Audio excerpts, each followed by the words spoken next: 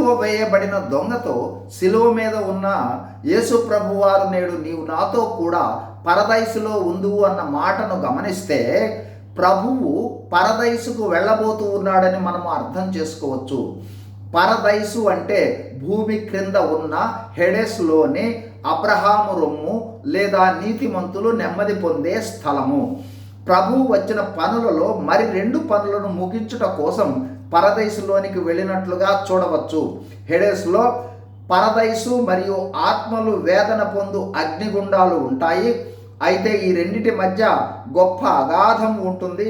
కావున అటువారు ఇటుకు ఇటువారు అటుకు వెళ్ళుట కుదరదు.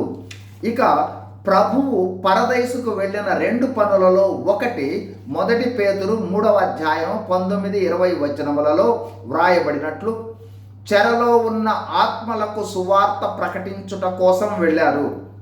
అంటే మరణించి సమాధిలో ఉన్న 3 రోజులు ప్రభువు సువార్తను హేడెస్లో ప్రకటించారు. అక్కడ ఉన్న పాత నిబంధన భక్తుల ఆత్మలకు, ప్రభువు మరణ భూస్థాపనాలకు ముందు మరణించిన వారి అందరి ఆత్మలకు ఆత్మస్వరూపిగా వెళ్ళి ప్రకటించారు.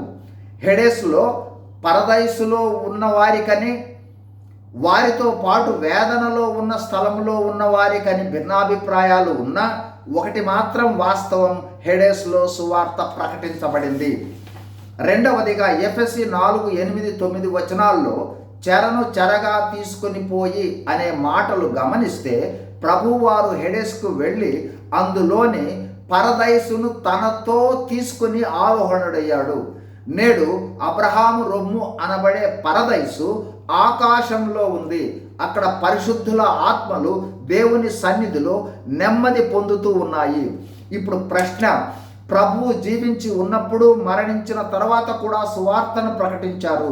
మనం రక్షణలోనికి వచ్చి ప్రభువును కలిగి ప్రభువును ధరించుకున్న మనము ప్రభువు వలె సువార్తను ప్రకటిస్తున్నామా? మారు మనసు లేక నిత్యాగ్ని గుండంలోనికి ప్రవాహంలా ఆత్మలు వెళుతూనే ఉన్నాయి.